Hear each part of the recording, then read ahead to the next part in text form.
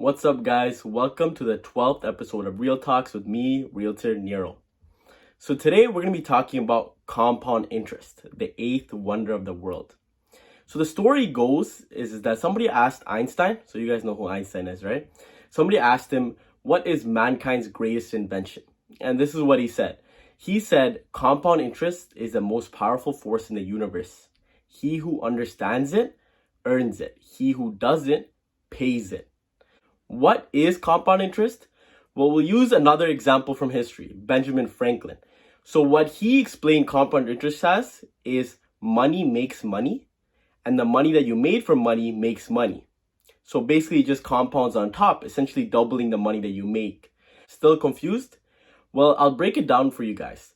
We can use something called the rule of 72. You probably heard that before in math class. So what that rule of 72 does is it allows you to calculate how long it'll take you to double your money with the interest rate that you're getting. So for example, if you're getting an interest rate of 10, let's just say 10% a year, all you have to do is take 72, you divide that by 10, that'll give you 7.2 years. So it takes you approximately 7.2 years for you to double your money with a 10% annual interest rate. So what does that mean? So $5,000 after 7 years will be $10,000. After another 7 years, that $10,000 will be $20,000. After another 7 years, that $20,000 will be $40,000, and so on until you have it keeps doubling, right? So 80, 160, every 7 years you double. With only $5,000, you would have $160,000 in 35 years if you just let it sit there in 10% interest rate. So that's with only $5,000. Imagine if you added in more money along the way and you added in money every 2 weeks. The possibility is endless. The potential is endless for how much you can earn with compound interest. Compound interest can help you earn a lot of money, but it can also make you lose a lot of money. For example, if you look at credit cards or high interest loans, credit cards have what? A 21% annual interest rate. That's a lot of money that you would be giving away to a bank or another lender if you borrow that money from them.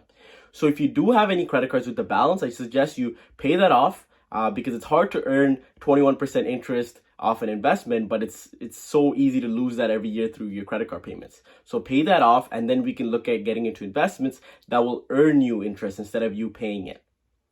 Now, what are some ways that you can earn compound interest instead of having to pay it?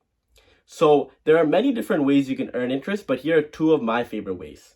One is through real estate. So real estate in Toronto has grown 11% year over year for the last 10 years. So while the past does not indicate what's going to happen in the future, I'm still very confident in the long-term growth of Toronto real estate. So I'm going to make a separate episode about that, and then I'll get more into depth about investing in Toronto real estate. But let's move on to the second one. So my second favorite way is through the use of ETFs, or exchange traded funds. ETFs, or exchange traded funds, are another way of earning amazing compound interest. For example, there are ETFs that track the S&P 500 index that have earned 15% year over year growth over the last 10 years. 15%. Let me show you how insane that number is. All right, guys. So if you go to getsmarteraboutmoney.ca, if you go down, you'll see the compound interest calculator. All right. So I just want to show you how crazy 15% interest is. So we're going to put in, let's say, $500 a month. After 10 years, that would be $137,000. So that's a lot of money, but it's still, watch this. So let's say 20 years, okay? Now you're at $748,000, and most of that is interest. So most of that is interest. And then another 10 years, you're at $3.5 million. And this is just the $500 a month.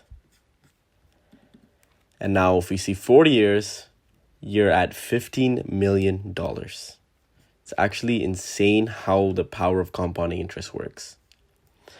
Obviously, 15% isn't guaranteed every year, but for the last 10 years, it has had a rate of 15%. Past returns do not indicate future returns, but I would suggest using 10% just to calculate it. But even at 10%, you're looking at $3 million with just $500 a month. That is the power of compound interest. Next episode, I'm going to talk more about stocks and ETFs, so stay tuned. If you guys did learn something today, please like, comment, and share. I really appreciate it. Thanks for watching, guys. Take care.